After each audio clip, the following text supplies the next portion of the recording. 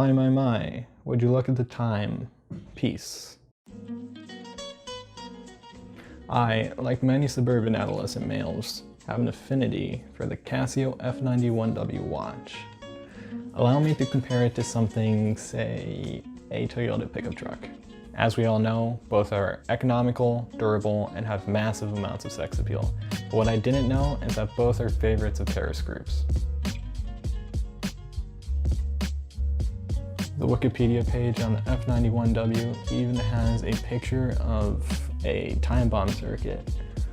Now, I can understand this circuit due to my IQ being right about close to room temperature, but I think I can whip up something similar with all the knowledge I've gained from my local community college's basic circuits class. Now, I don't want to end up on an FBI watch list, so I'm just going to be setting off one of these little party poppers. But the circuit can still be adapted to set off bigger party poppers if you catch my drift. So I managed to measure the signal sent from the watch to the buzzer on an oscilloscope. As you can see, it oscillates really fast between +3 and -3 volts. And if we go into LT Spice, you can see that I've simulated that signal with a voltage source right here. We don't want any of these negative voltages, so I just cut those off with a diode, like so. And I sustain that signal with a capacitor-resistor combo. Just like so, I have this sustained signal that closes this right-hand loop with this transistor and allows the battery, the other battery I have, to dump current onto this little bit of steel wool that I'm using as a filament, and once the current effectively melts through it, that'll release this little catch, launching the party popper forward and setting it off, just like these. Damn. This little switch right here arms it, and the other LED, which is blue, will turn on when it's firing. This will go off at 10:04. So we got a little bit of time here.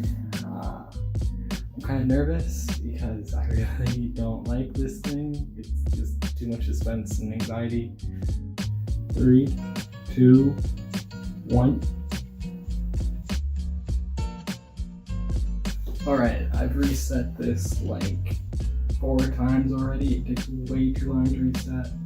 It causes way too much anxiety. I feel years of my life being sacrificed to this thing like some kind of Aztec human sacrifice ritual.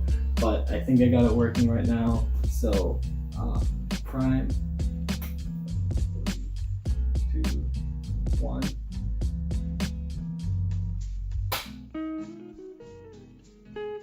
Hey, it worked. 3, 2, 1. Finally! As you can tell from my new shirt, it's a brand new day with infinite possibilities. Today, I think I'll get my parents to disown me. They're watching TV in the other room right now, and I'm gonna see if I can just slide on in and get a reaction.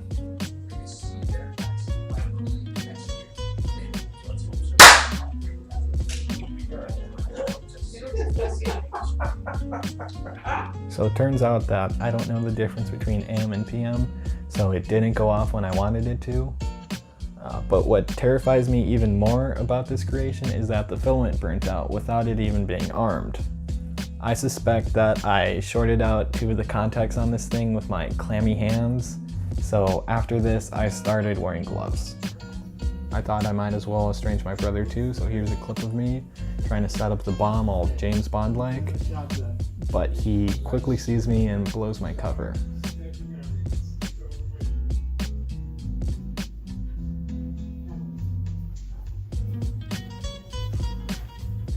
This was supposed to be a surprise.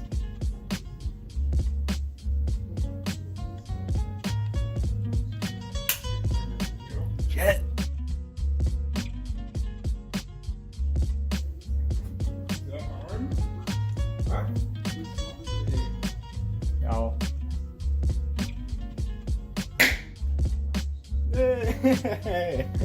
It worked! Yeah. No more surprise explosions, guys. Done. Everybody's got And there it is. Pretty happy with how this project turned out. Without user error, it probably worked like 50% of the time. And when you think about it, you could really just round that up to 100%. I hope you enjoyed watching this video as much as I enjoyed making it. I've actually been trying to make this circuit for a long time, and I'm just now able to after I've taken the circuits class. I really like building and sharing things, which is why I've made this YouTube channel. Also because college is online and I'm living with my parents again.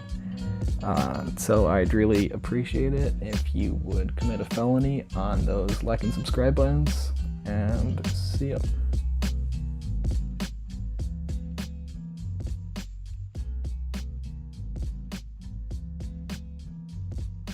Please don't swap me.